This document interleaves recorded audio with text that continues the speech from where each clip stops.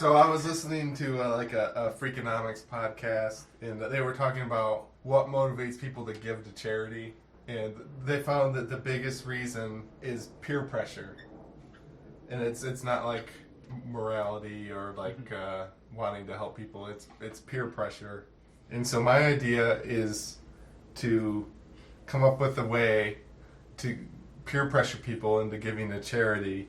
And it's like a website or an app and I call it Karma Peacock, and basically it's a way to brag to people about what charities you did. So it would integrate with like Facebook or some other social media, and you'd have like karma points, or you'd have like a peacock logo that gets more elaborate as you do more stuff, or whatever. It doesn't really matter, but I like the idea of a peacock logo getting more elaborate as you do more stuff. Yeah, it's early NBC. It's very just a couple feathers, and then at the end it's like more feathers in an the back. impressionist painting. And so, yeah, it would have like a list of like things that you've done. You would add things as you do them. Some of them would be like donating money to a charity, or donating your time, or doing volunteer work at a school that's not necessarily a charity, but like it's a good deed.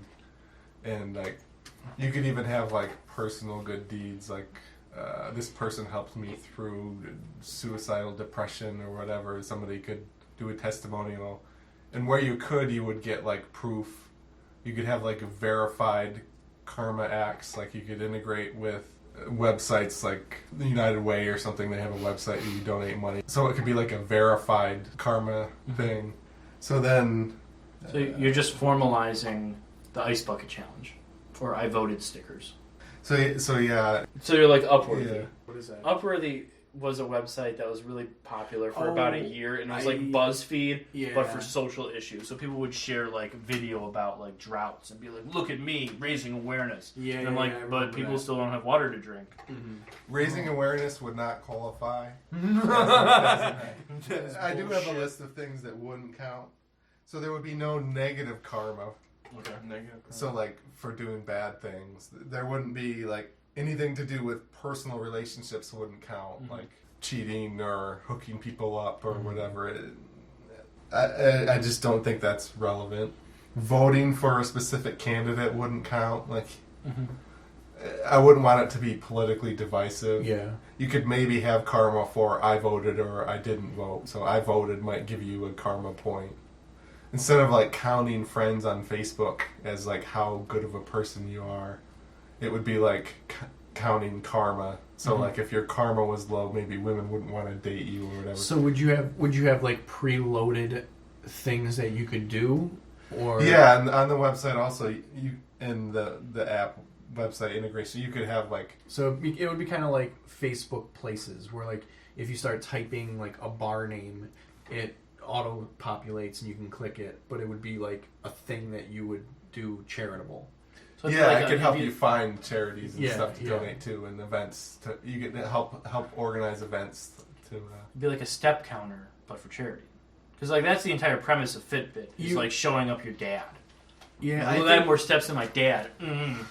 Well, yeah, but that automatically counts steps. I think this would be more probably like how Foursquare used to be, where you checked into things. So you would like check into some charitable event.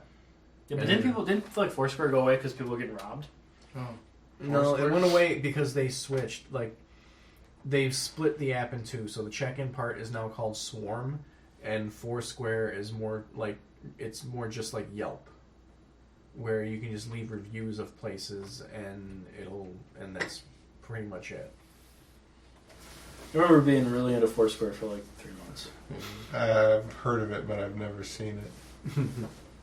I was late into the social media thing. I didn't have until I started doing stand up and wanting to do stand up. I didn't have Twitter and Facebook and Instagram. You're not missing anything. I signed up for Instagram like the day I did my first open mic that night. I'm gonna be big. I better grab that. I gotta get my social media presence. Nobody's getting my name. I got a couple laughs at Ridley's. I better save my name.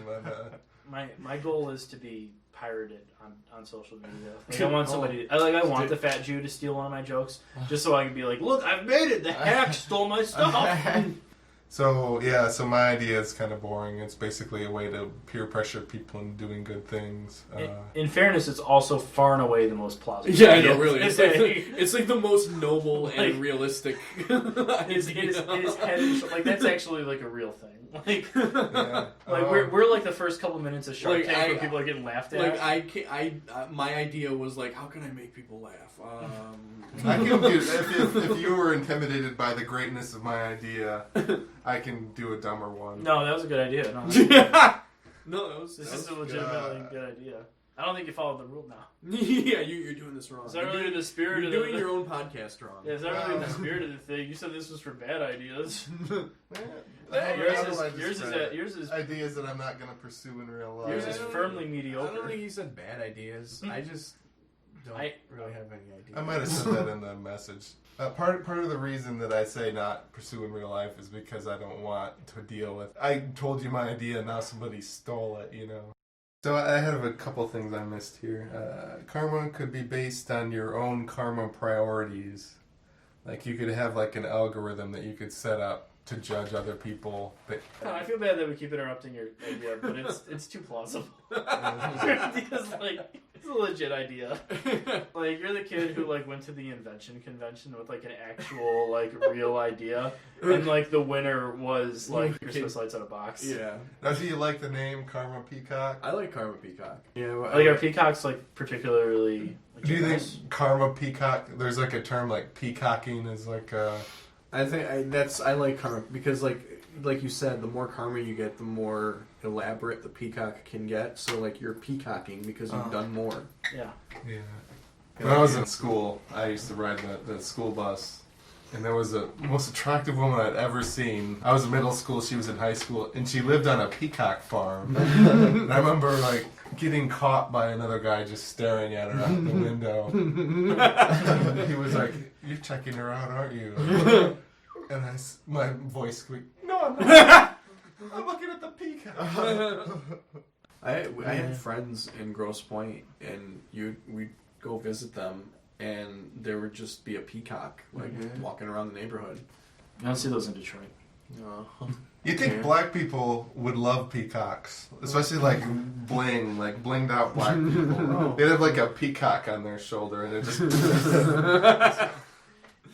Is that racist? I'm Dan Turco. I'm Alex Bozinovic.